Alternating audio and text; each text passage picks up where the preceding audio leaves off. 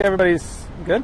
Yeah? Okay, state your name, official title, so we have it. Okay, I'm Captain Brant Handcuff with the Salt Lake City Fire Department. I'm the Public Information Officer. Spelling for Brant Handcuff is B-R-A-N-D-T. Last name Handcuff, H-A-N-C-U-F-F. All right, Sergeant, just walk us through from the beginning. We understand this started up in Parleys Creek with a crash.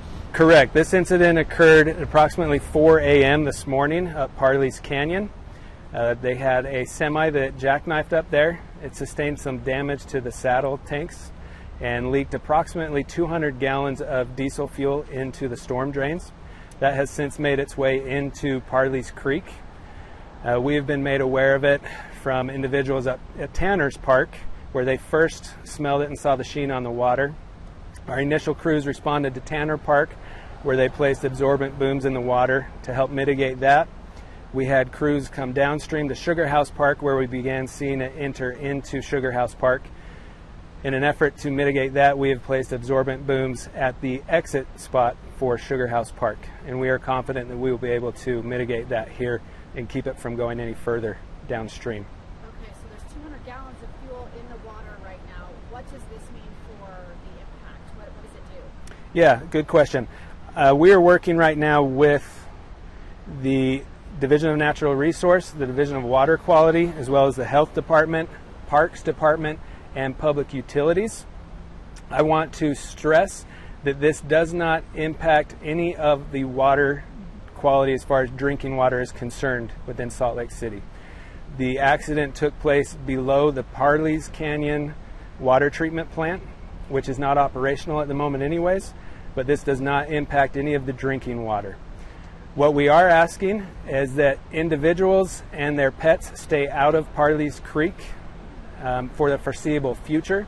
I will update that information on our Twitter account when it is mitigated and safe to enter the water again. But in the meantime, please keep your pets out of the water. What is like you said, you're going to update it later, but how long does it take to clean something up like this? Right now, we don't know exactly how much fuel was in the storm drain and entered into Parleys Creek. Given the estimation of 200 gallons, that's what we're working on. It could be less than that. We know it's not more than that, but it could be a few hours before we're done with this. We have the Water Department, the Public Utilities on scene. They will be testing water to ensure that it's safe, but we don't know when this will be fully mitigated. What could the consequences be if someone does go in the water and ingest some of it or swimming with the fuel in there? Yeah, diesel fuel is a hazard, especially to pets, not only for drinking. If they ingest it, that would be a particular hazard for the pet, but it's also an irritant on the skin and the fur of both, humans and pets. So we just again ask that you stay out of the water. Is this just an accident, tragic accident that happened with this truck crashing and this fuel spilling in this particular storm drain? Correct. Yeah, just an accident that took place when that semi jackknifed. It received a tear to the saddle tank, which then the fuel came out, and unfortunately it was right next to a storm drain. So all of that fuel went directly into the storm drain. And talk about the impact on, there's ducks in the water right now, the environment. Is there any concern there? There is. That's why we've notified the Division of Natural Resources, and we're working with them to make sure that the wildlife will be safe and taken care of. Has this happened before? Is this a concern in Parleys Canyon? I'm not aware of anything happening prior to this, similar to this accident. I know we had an oil spill a long time ago, a few years back, that we were involved in here throughout Sugar House and Liberty Park and that, but we haven't had an accident that has happened up Parleys Canyon that has impacted us this far down. Can you speak to which parks or which water bodies you want people to stay away from for the next couple hours? Yeah, so the main body of water that we want them to stay away from is Parleys Creek. So it runs through Tanner Park and into Sugar House. When it exits Sugar House, it's pretty much underground from that point, and it goes out to the Jordan River. However, we are confident that we are mitigating the issue here at Sugar House Park. So anything downstream from Sugar House Park should be safe. No threat to the Great Salt Lake? No threat to the Great Salt Lake or the Jordan River, no. Okay.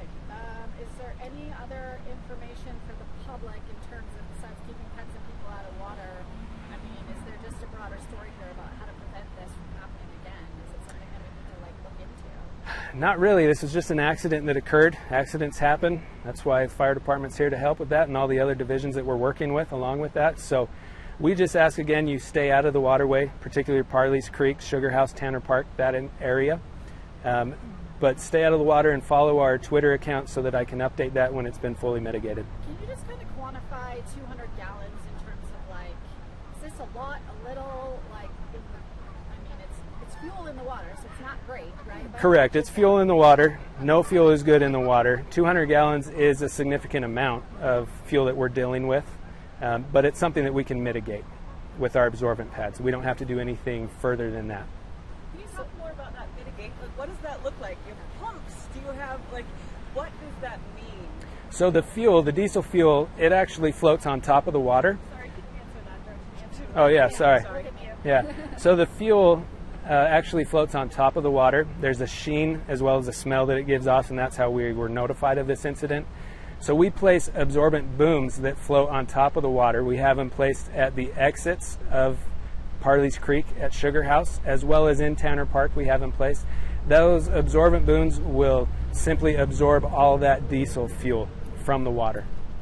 So those are going in, like, right here? is what Correct. you're doing right there. We have some placed right here, and then we have some placed down there.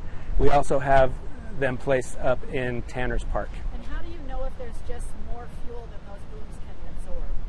So as they start to get full, I guess they change color, and then we just change them out until they no longer are filling up with diesel fuel. Then we know that the incident has been mitigated and there's no further sheen on the water. Also, we'll test the water and make sure that it's deemed safe.